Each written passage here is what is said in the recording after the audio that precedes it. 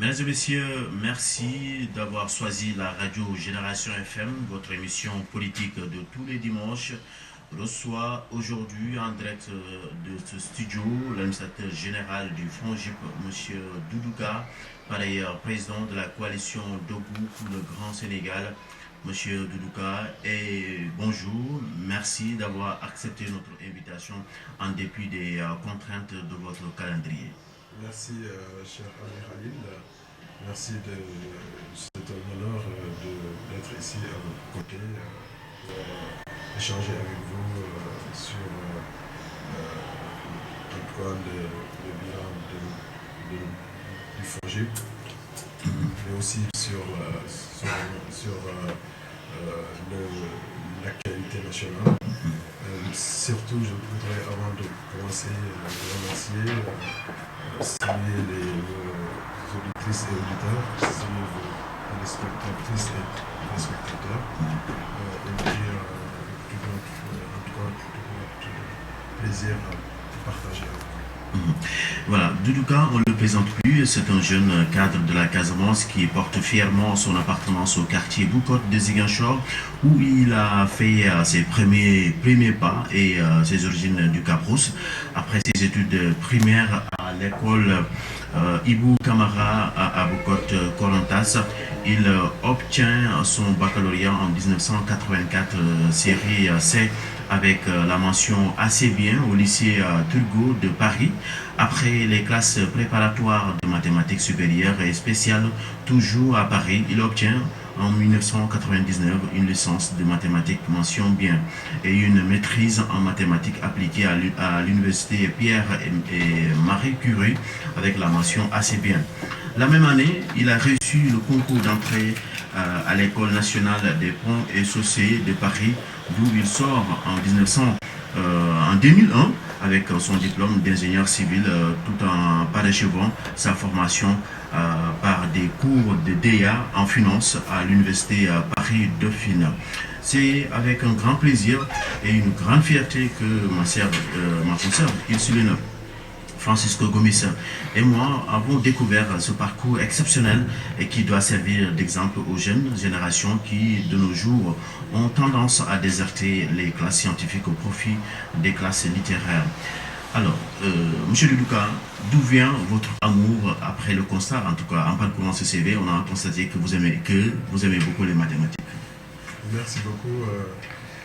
J'ai cru entendre mon professeur de mathématiques de la maîtrise qui voulait que je devienne professeur universitaire en mathématiques. Mais je pense que j'avais certainement peut-être des prédispositions naturelles vers les matières scientifiques. Parce que j'ai toujours aimé les matières qui appelaient à l'analyse et à la logique. Donc c'est certainement cela qui m'a conduit à toujours, en tout cas, évoluer vers les séries scientifiques. Ici, d'abord en primaire, au lycée, ensuite en classe préparatoire de mathématiques spéciales et supérieure spéciale, en école d'ingénieur et à l'université. Même d'ailleurs, après mon école d'ingénieur, comme je l'avais dit, en mathématiques financières, pour continuer en classe, d'avoir les outils nécessaires pour pouvoir analyser en tout cas les perspectives et les évolutions dans ce monde. Et je voudrais lancer un appel aux jeunes qui ont tendance maintenant de déserter les matières scientifiques. C'est vrai, mais ça c'est une tendance internationale. Donc, parce que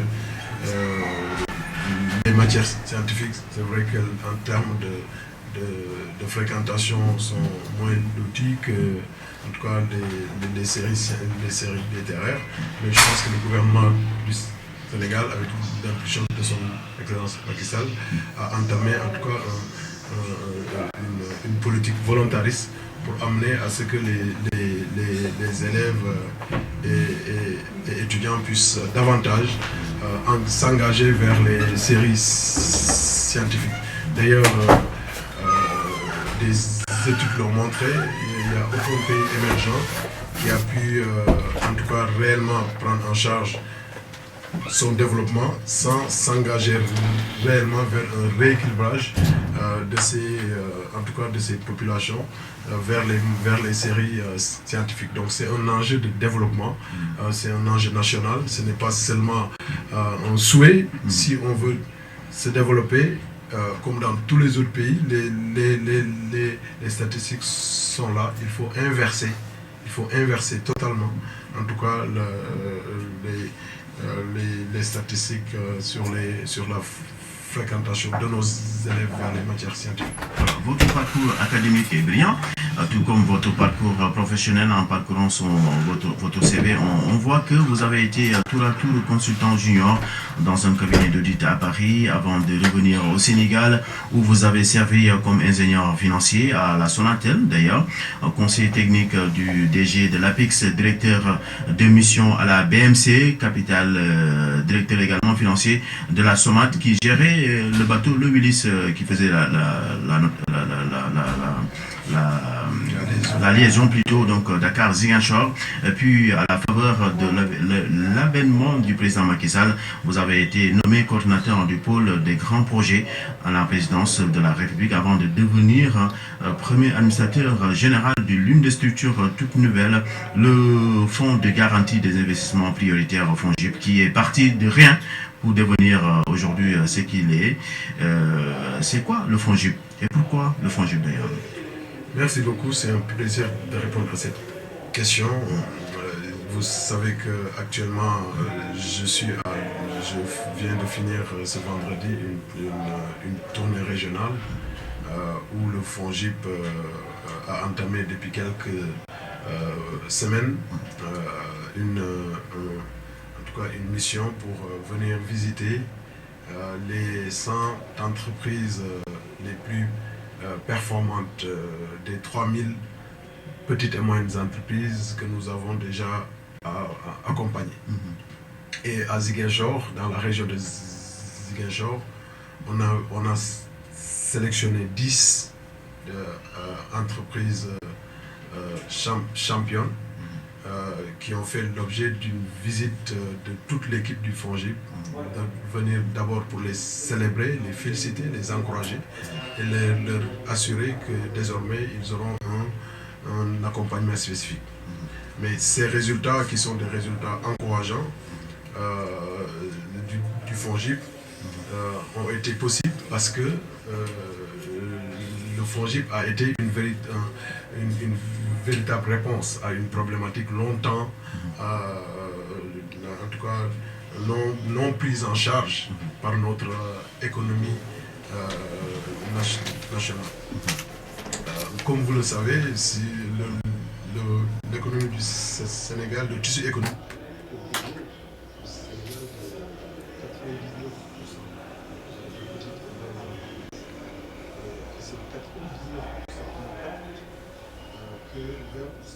des concours et financiers, c'est-à-dire le financement disponible au niveau national, c'est 99% d'acteurs économiques qui s'appliquent aux entreprises.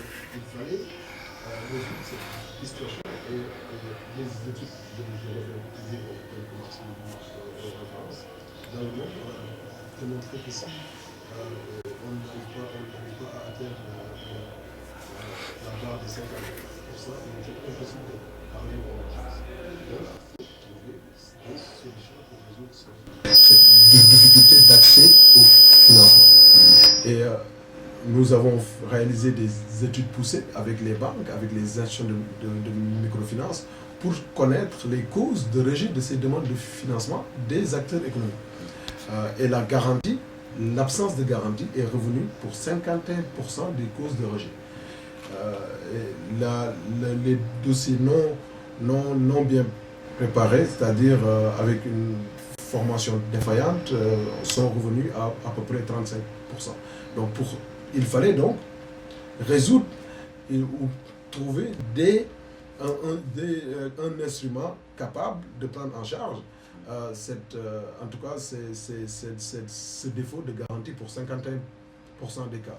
Rappelons-le, il y a au Sénégal, chaque année, 516 milliards de gap de financement pour financer l'économie réelle. Par an, 516 milliards. Et ces 516 milliards, 51% sont dus à des défauts de garantie.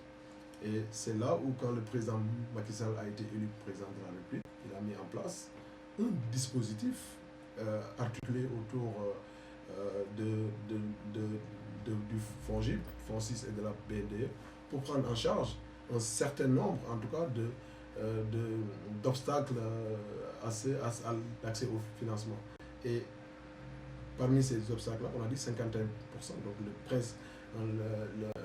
le FONGIP joue un rôle central, puisque le FONGIP doit quand même prendre en charge 51% des causes de rejet, des demandes de crédit de nos petites et moyennes entreprises. Donc le FONGIP a été créé pour venir proposer des produits de garantie et partager le risque avec ces institutions de microfinance et des institutions bancaires pour faciliter l'accès au crédit à des petites et moyennes entreprises. Mais surtout, ce qui est important, c'est que ce que nous avons dit, ce que nous avons constaté, c'est que le marché financier a des failles. Et il fallait trouver les mécanismes au sein du FONGIP de réparer ces différentes failles. C'est pour cela que nous avons, depuis la création du FONGIP, proposé des produits adaptés pour réparer les failles du marché. Les failles du marché peuvent être l'absence de sûreté réelle. À Capsicring, par exemple, on a deux champions qui sont une restauratrice et un jeune cuisinier qui ont voulu investir dans l'hôtellerie, dans un complexe hôtelier, qui ont eu leur terrain, mais vous le savez, en l'absence de titres fonciers vers la zone, donc les banques, c'était impossible de proposer, malgré qu'ils aient un domaine, un acte permettant d'assurer la sûreté demandée par les banques. Et donc, il fallait réparer les conditions. Des conditions, parce que le titre n'était pas valable au niveau des banques. Donc, c'est une faille de marché. Il fallait réparer cette faille. Qu'est-ce que nous avons fait? Nous leur avons apporté une garantie FONGIP à 70% qui a permis de réparer ces failles et qui ont aujourd'hui fait des investissements, chacun d'eux, de plus de 300 millions de francs, et que leurs complexes sont devenus référence au niveau de Capsicring. Donc, c'est cela, réparer, c'est le rôle du FONGIP.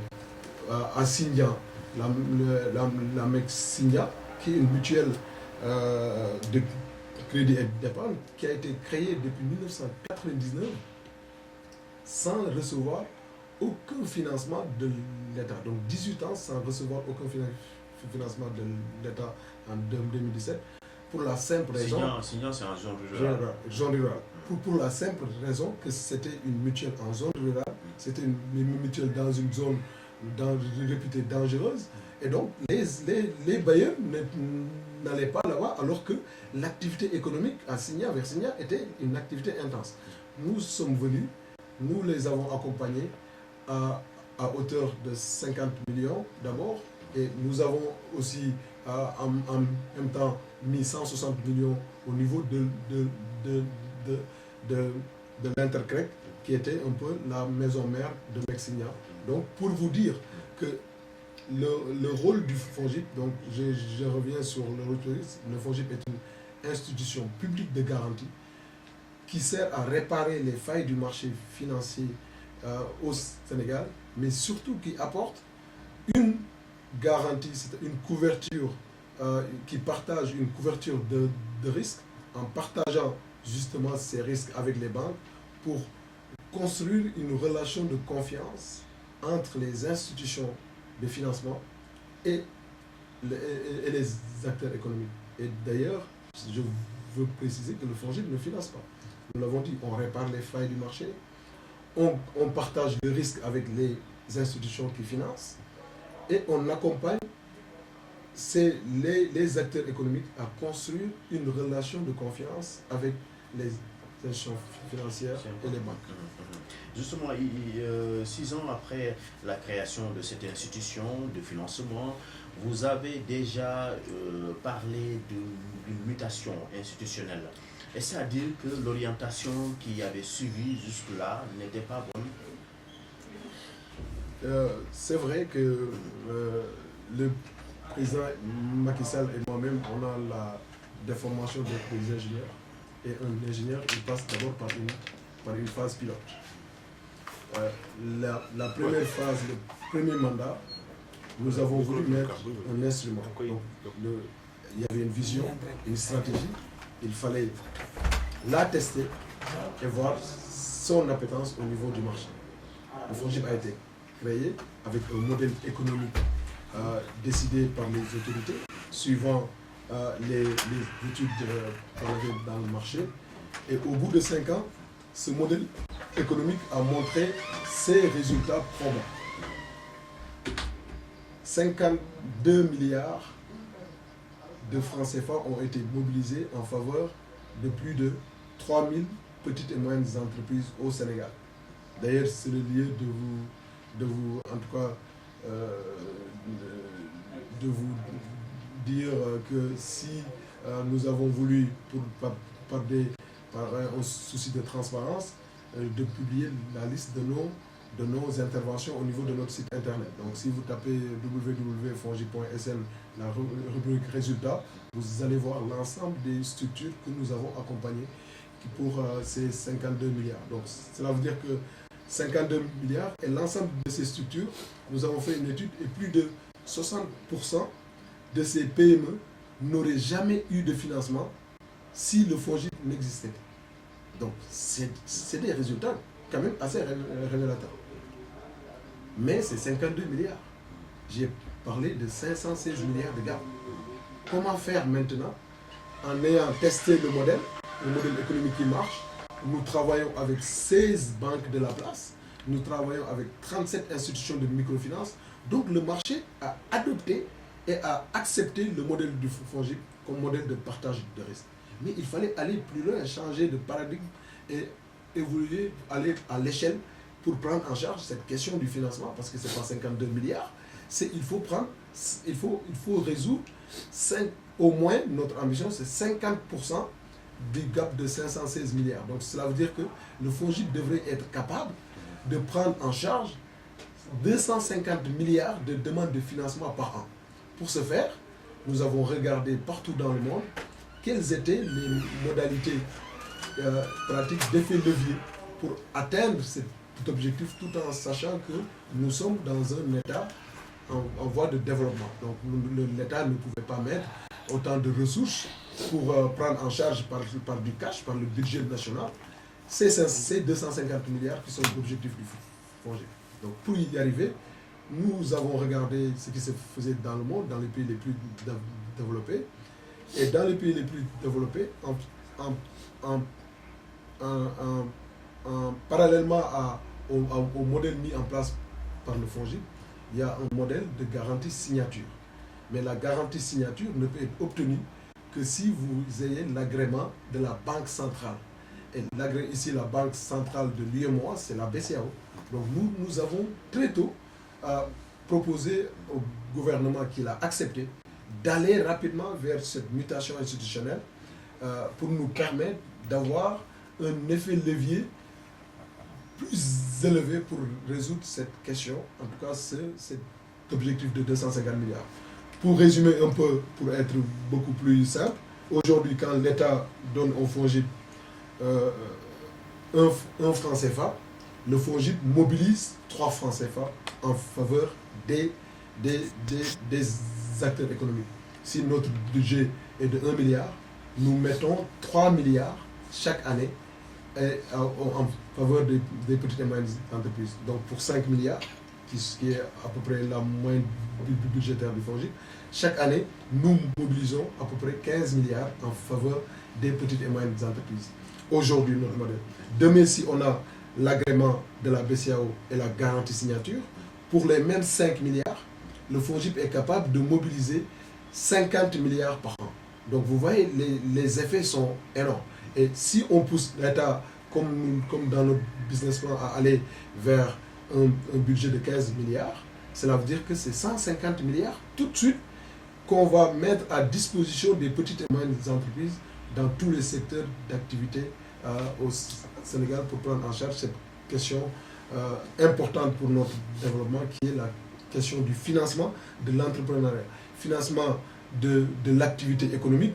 Et les économistes le savent, ça, quand une économie n'est pas financée à hauteur de 50% au moins, on ne peut pas parler de développement. Voilà, justement, avec tout ce que vous venez de dire, il n'est pas rare d'entendre pourtant M. Duduka, le détracteur, dire que le FONGIP n'a pas de bilan en Casamance. Avez-vous, vous venez donc alors que vous venez donc de boucler une tournée dans la région où vous avez donné la parole directement à des PME, des championnes qui ont été effectivement financées, excusez-moi.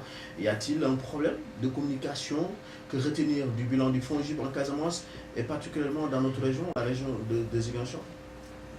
Ça, c'est un peu le caractère des institutions de garantie. Une garantie est muette. Quand nous apportons une garantie est muette. Quand nous apportons une garantie à une entreprise, nous ne sommes pas censés dire que c'est nous qui nous apportons la garantie à telle ou telle entreprise. Parce qu'il s'agit de construire une relation de confiance. Au départ, nous allons apporter la garantie, mais cette relation de confiance pourra amener à ce que demain, l'entreprise ne puisse pas solliciter, même avoir besoin de la garantie pour avoir son financement bancaire. Donc ça, c'est un premier point. Le deuxième point, c'est parce que nous étions dans une phase pilote. Et il fallait d'abord réussir les orientations que le président de la République nous avait assignées. D'abord, il fallait une couverture nationale. Il fallait montrer que le modèle n'était pas un modèle discriminant. Parce que souvent, vous l'avez vu, il y avait des fonds publics, mais les fonds publics étaient concentrés à Dakar, étaient concentrés dans les zones, dans 2 ou 3 régions. Il fallait donc travailler à ce que le FONGIP puisse être un fonds national. Aujourd'hui, sur les 45 départements, nous avons touché 42 départements à travers le pays. Donc cela veut dire qu'on a réussi à cette étape. Il fallait aussi proposer des produits qui étaient des produits acceptés par les institutions bancaires et les institutions de microfinance. Aujourd'hui, nous travaillons avec, je l'ai rappelé tantôt, avec 16 banques et 37 institutions de microfinance. Donc, on était en train de construire un modèle. Donc, quand on construit, c'est vrai qu'il y a l'impatience, il faut parler, il faut comme ça. C'est d'ailleurs une raison pour laquelle nous avons dit, nous avons franchi une étape. Là, on va montrer aux Sénégalais, à tout le monde, que dans cette phase où on n'a pas trop entendu le FONGIP parler, il y avait au moins 100 champions qui sont devenus des mastodontes dans tout le pays.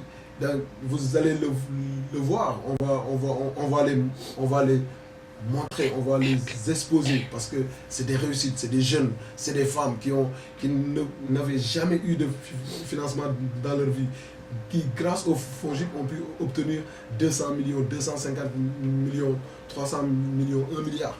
Et ils ont réalisé des projets extraordinaires en créant des milliers d'emplois. Et pour Ziguinchor, c'est le cas. Également, 3214 emplois ont été créés depuis 14 emplois depuis le FONGIP. 2 milliards 500 millions ont été mobilisés en faveur de 224 petites et moyennes entreprises dans la région de Ziguinchor depuis et c'est facile, en 6 ans. Et nous avons, je dis tantôt encore, pour un peu rassurer les uns que c'est important, c'est une question de transparence. Sur notre site www, je vous Je vais vous raconter une anecdote. Un jour, des amis, des jeunes de Ziguinchor m'ont vu dire que le fonds finançait des entreprises de jeunes et ils m'ont dit, ils ont voulu protester en disant le fonds n'a financé aucun jeune. Je leur ai dit, mais si vous le faites, En tout cas, c'est ce qu'on si vous le faites, je les ai appelés, je dis si vous le faites, mais vous savez quand même, c'est pas bien pour vous parce que vous êtes des jeunes. Et maintenant, il y a la VAR, là, je sais pas comment on l'appelle. La VAR. Parce que si vous tapez www.fongip.sn, vous allez voir la liste de toutes les entreprises à Ziguinchor qui ont été accompagnées par le FONGIP. Et allez-y regarder si vous ne connaissiez pas de jeunes qui sont là-bas. Ils ont regardé, ils ont téléphoné les jeunes, ils ont dit, mais il ne nous a pas dit ça, il ne nous a pas dit ça. Justement, nous n'avons pas à dire à chaque fois, parce que l'ambition n'est pas encore atteinte. C'est une question d'ambition que le président a une ambition de développement, d'émergence. Ce n'est pas en mobilisant 2,5 milliards qu'on va se bomber le temps pour dire non, c'est pas encore l'ambition. L'ambition n'est pas encore l'objectif. L'objectif, je vous ai dit, c'est pas 52 milliards en 5 ans. L'objectif, c'est de prendre en charge 250 milliards chaque année. Donc quand nous arriverons à prendre en charge 250 milliards chaque année, je vous assure, ça ne sera pas le FONGIP qui va communiquer, ça sera les entrepreneurs qui vont communiquer comme dans tous les pays du monde où il y a le FONGIP. Je vous donne un exemple. Le président de la République a lancé un programme de 100 000 logements récemment. Et au Maroc, je viens du Maroc il y a quelques jours, il n'y a même pas une semaine, la caisse de garantie du Maroc a pu faire bénéficier, grâce à sa garantie, à près de 3 millions de Marocains un accès au logement. C'est extraordinaire. Aujourd'hui, on parle de 100 000 au Sénégal. C'est pour cela que le président de la République a confié au FONGIP le fonds de garantie pour l'habitat et pour le logement social. Pourquoi? Parce que justement, c'est encore pour réparer une faille de marché. Au Sénégal, si on n'a pas un bulletin de salaire, si on n'a pas des revenus réguliers, on n'a pas accès à un financement de 20 ans, 15 ans nous permettant d'accéder au logement. Donc c'est une faille du marché. Tu vas voir, mon coiffeur à Dakar, il coiffe, il a un revenu de 350 000, 400 000 par mois. C'est un jeune, il a 25 ans. S'il partait dans une banque pour demander un financement pour acheter sa maison où il payait que 100 000 francs, il ne peut pas l'avoir. On va lui dire, mais c'est quoi vos revenus? Où sont vos bulletins de salaire? C'est une faille de marché, ça n'existe pas dans les pays développés. Dans les pays développés, quel que soit le type d'activité, quel que soit le modèle de revenu que vous avez, revenu mensuel, revenu trimestriel, revenu saisonnier, vous pouvez accéder aux instruments financiers.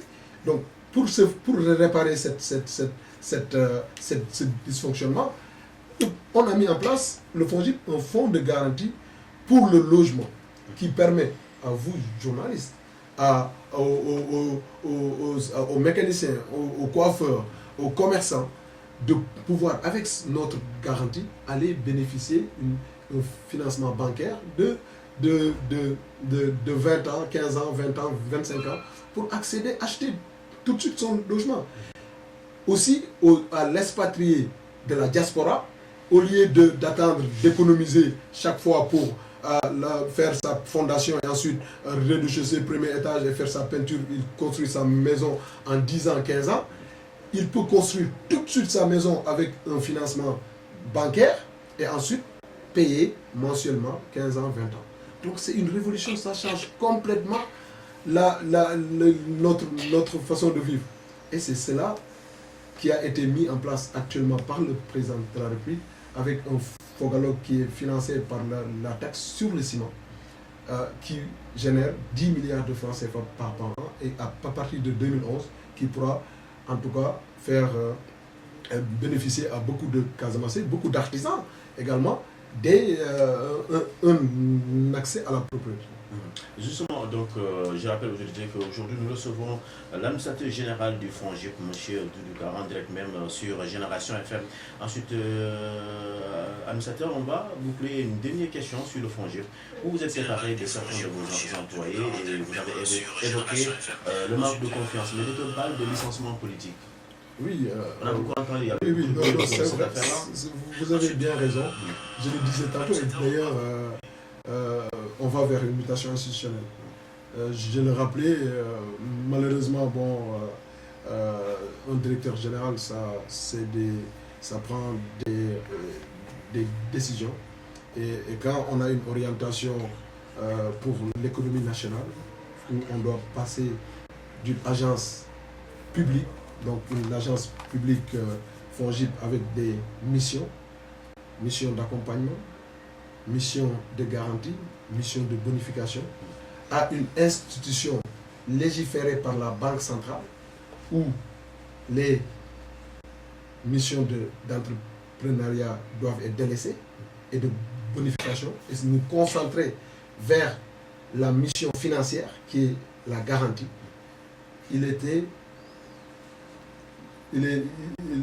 C'était normal, c'était pratiquement nécessaire de se séparer d'un certain nombre de cadres. Donc il y avait des exigences.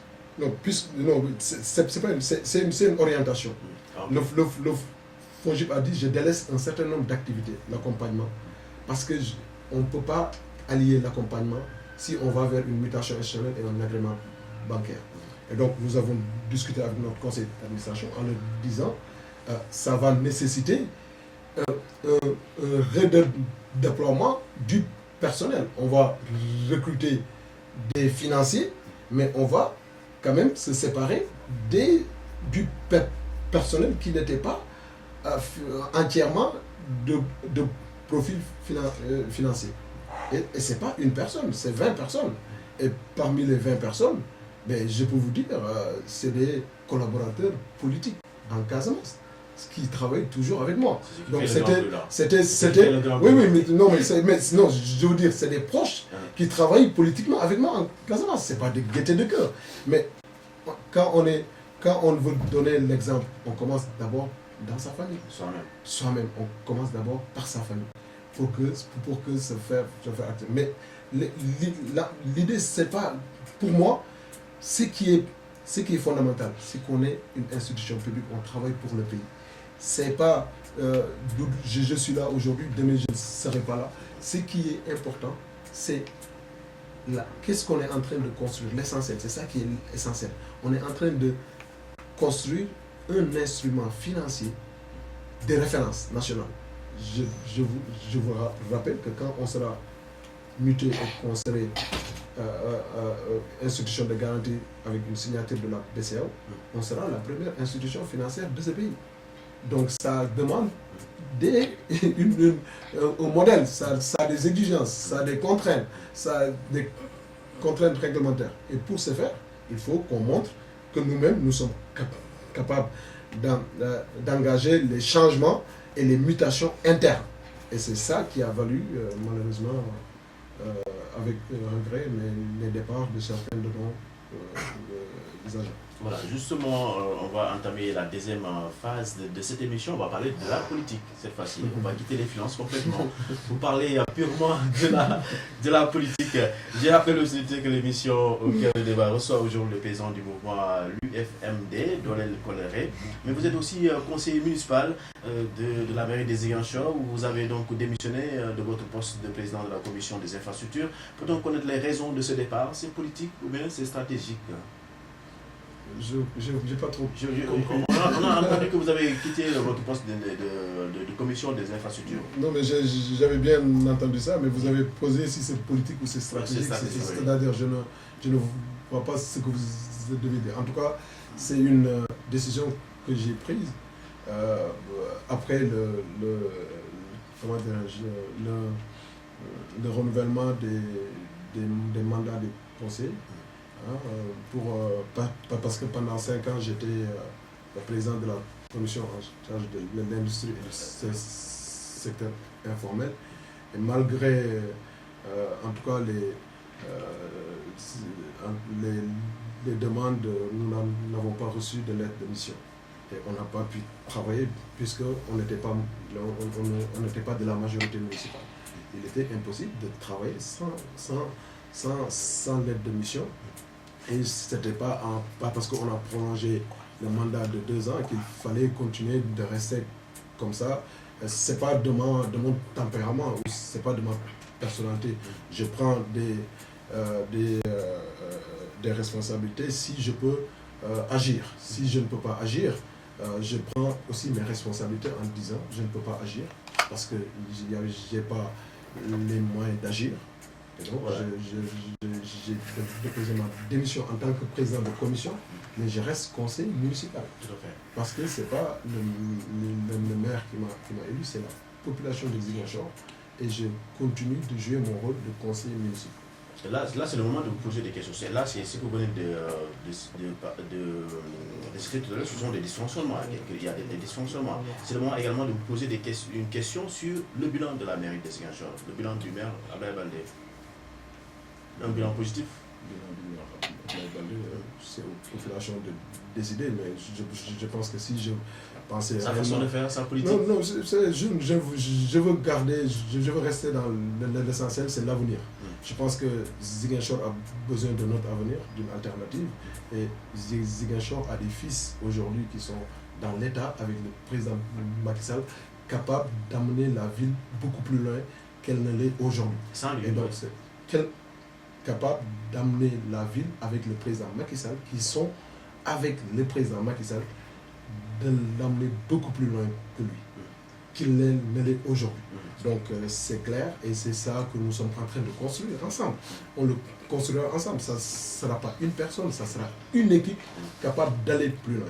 Et d'ailleurs, le président Macky Sall l'a montré en éclairant la ville de Ziguinchor en 2 ans. Oui. Donc, ça aussi, on a vu ces temps-ci, il y a beaucoup de lampadaires qui ont été installés dans la ville de Ziguinchor. Mais dès qu'on parle de... On voit également, dès qu'on dit que c'est la mairie, mais d'autres parlent également de l'État. Non. Le maire est le premier magistrat de la ville de Ziguinchor. S'il voulait, parce qu'il a eu cette légitimité des populations de Ziguinchor, accepter le don que lui a donné l'État. S'il ne voulait pas, s'il ne voulait pas, il n'allait pas l'accepter. Donc pour cela, pour avoir accepté le don de l'État, je le félicite. Parce que donc il est clairvoyant. C'est important. Mais il faut le dire, il faut féliciter surtout le gouvernement et le président Macky Sall d'avoir pensé à mettre en place un projet de 50 000 lampadaires sur tout le territoire national et Ziguinchor en a bénéficié. Ça, c'est l'entregent du maire de Ziguinchor. Donc ça, il faut l'en féliciter. Mais le projet est un projet national. Mais il y a des mairies qui n'ont pas eu 2000, qui ont eu 500, qui ont eu 300. Donc c'est l'entregent du maire de Ziguinchor. Et ça, je l'accepte complètement et je l'en félicite. Mais c'est un projet de l'État du Sénégal, comme les routes de Promoville de Kandiala et d'autres qui sont là en train de changer le visage de Ziguinchor. Donc ça, c'est les projets de l'État du Sénégal et du président Macky Sall. Voilà. Et justement, on aimerait vous poser une question. Serez-vous candidat aux prochaines élections locales? Mais pourquoi tout le temps on parle de la prochaine élection? Moi, je pense que le président Macky Sall est mon mentor politique. Et je suis en train de vouloir être un homme d'État. Et je pense qu'il faut penser plutôt aux instruments qui permettent de développer notre pays, un devenir meilleur. Et je pense, comme vous l'avez dit, à ce que le FONGIP serait après la mutation institutionnelle. Je pense à ce que Ziguinchor doit être demain, semi-industriel, une ville verte.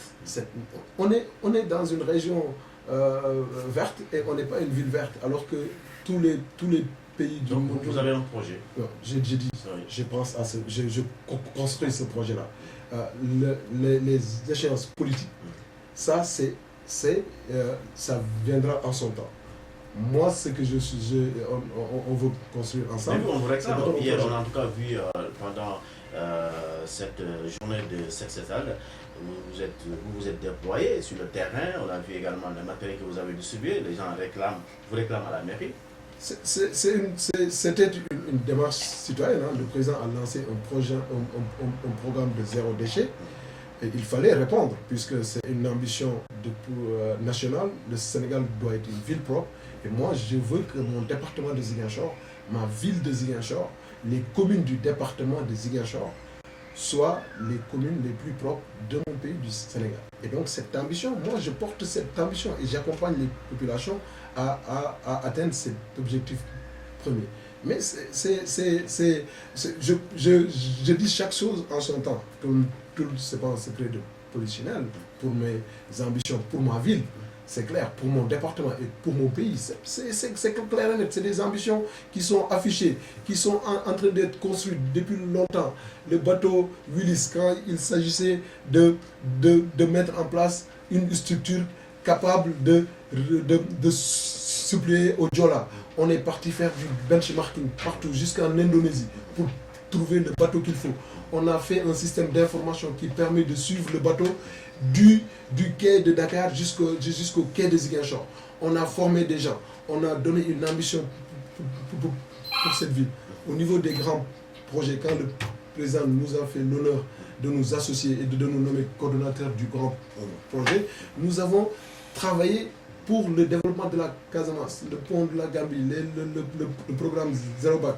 Et le président m'a fait l'honneur de me confier un fonds financier qui est le fonds GIP, qui est une structure financière, mais aussi de le représenter au niveau du conseil d'administration de l'AGEROUTE, une institution qui construit toutes les routes et les ponts du Sénégal, parce qu'il voulait que toutes mes compétences soient au service de la nation. C'est ces services, c'est ces compétences-là que je veux mettre au service de ma région, au service de ma ville et au service de mon département. Et cette ambition, elle est claire. Voilà, justement. Donc c'est clair que vous serez partant pour les élections législatives de 2000. Normalement, on parle de 2021. Alors, une dernière question par rapport à cette actualité nationale. C'est ce vendredi, le mouvement Nyolank a marché contre la hausse de l'électricité orchestrée, selon certains, par la Sénélec, une société que vous connaissez bien. Oui, puisque quand j'étais à la BMC Capital en tant que directeur financier 2004-2005, j'ai dirigé une étude sur la restructuration de la Sénélec qui est en train d'être réalisée d'ailleurs avec un holding, en séparant l'activité de production, l'activité de transport et l'activité de distribution. Donc pour la rendre beaucoup plus performante. Mais cette question de Nyolank a fait l'objet d'une tribune que j'avais publiée récemment pour dire, mais pour rappeler à ce que nous devons revenir à l'essentiel. Qu'est-ce qui se passe aujourd'hui? Les populations de mon département de Ziguinchor qui n'ont pas accès à l'électricité. Khalil, vous êtes de la Casamance, vous savez qu'il y a beaucoup de localités qui n'ont pas accès à l'électricité jusqu'à présent. Vous le savez très bien.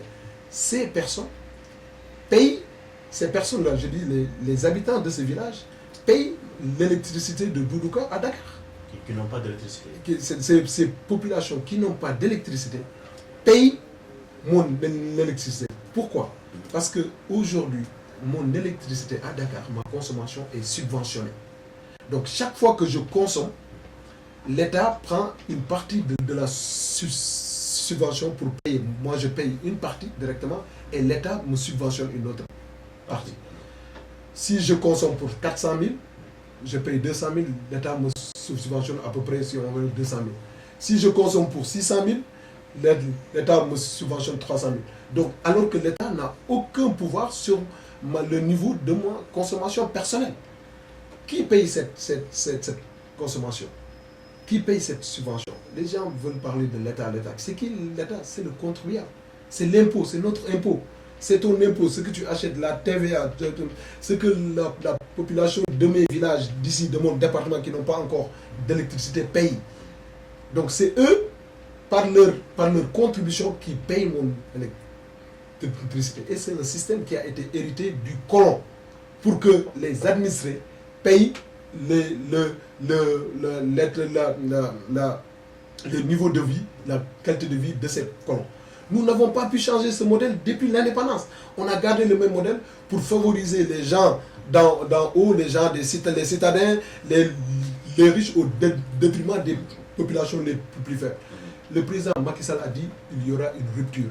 Et la première rupture, il l'a réalisée en 2018. Il a dit, quand je paye moi le kilowattheure à 110 francs à Dakar, la personne qui était dans le village là-bas payait le kilowattheure à 225 francs le kilowattheure. Le président de la République a dit c'est terminé.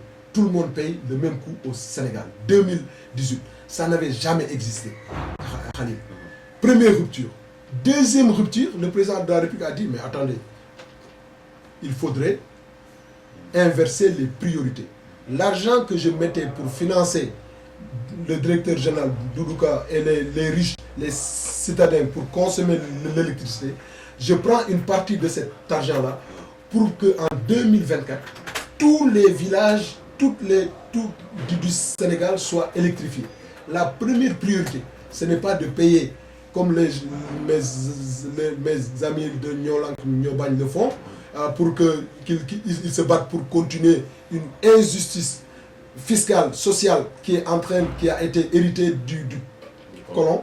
Le président Macky Sall dit non, la première priorité de rétablir, de réparer cette justice en électrifiant l'ensemble des villages du Sénégal. Et j'avais fait une tribune dans ce sens. Et je pense que les groupes influents, les citadins, parce qu'ils ont la presse, ils ont les comme ça, ils n'ont pas. Je pense que dans les prochaines semaines, on est en train de voir avec les populations de tous ces villages du Sénégal qui ne sont pas électrifiés pour créer un mouvement national de FEP dans l'air. Parce que c'est d'abord ça d'abord. Que vous allez diriger. FEP dans l'air, là alors. On dit, avant qu'on ne parle de subvention, tout le monde doit avoir accès à l'énergie, à l'électricité. Une fois que tout le monde a accès à l'énergie, on peut parler maintenant de rétablir ou de garder une subvention. La priorité, c'est que tous les fils de ce pays sont d'égale dignité. On ne peut pas prendre l'argent de notre pays, produit par tout le monde, pour garantir le bien-être des uns et des autres. Donc c'est important de le rappeler ici. Voilà, merci administrateur pour cette précision par rapport à la hausse de l'électricité. Justement, en fait, peut-être une dernière question concernant donc ces marches. En tout cas, on a constaté qu'ici également il y a des mouvements, il y a des gens qui protestent aussi, mais ils demandent aussi la libération de Guy Marius Sagna. Comment vous voyez ça? Oui, de toute façon, moi je suis toujours contre les emprisonnements. Je pense que la leçon a été su. Guy Marius Sagna est un frère, donc je suis pour sa libération. Mais pour revenir un peu sur l'électricité tantôt, le président n'a pas dit qu'il supprimait la subvention à tout le monde. Le président de la République a dit qu'il supprimait la subvention aux plus nantis de l'électricité. Les gens pauvres, les personnes à revenus inférieurs, on garde la même subvention. La subvention n'a pas changé. C'est seulement les plus riches qui sont où le président a demandé de garde. Pourquoi? Il a dit, je pense que on le partage fortement. Je vous dis, la priorité, ce n'est pas de subventionner les riches et les citadins. La priorité pour le président, c'est les pauvres et c'est le monde rural. Il y a un déséquilibre en fait. C'est le monde rural. Non, il y avait un système colonial qui a privilégié les élites des citadines et des villes au détriment des villageois qui n'ont jamais eu l'électricité et qui payent pour eux, des pauvres qui n'ont pas accès à beaucoup d'accès de base et qui payent pour eux. C'est terminé, c'est une rupture. Non. Et c'est clair. Et je veux lancer un message à mes concitoyens de la Casamance, qui reviennent à l'essentiel. La Casamance fait partie des zones les plus défavorisées en matière d'électrification. Ce n'est pas normal qu'un fils de Casamance n'ait pas cette priorité, alors qu'on ait une priorité des citadins.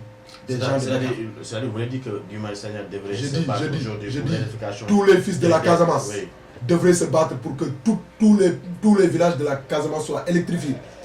Avant de se battre pour que le milliardaire de Dakar là, qu'on puisse garantir sa subvention.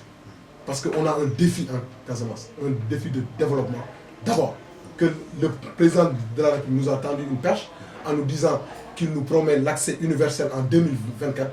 Travaillons pour que l'accès universel, c'est en 2024. Moi, je peux être dans l'État et dire j'ai une ambition pour ma Casamance. En même mettant, c'est pour cela que j'ai dit, on est en train de penser avec des amis, mettant en place un mouvement national fait dans l'air.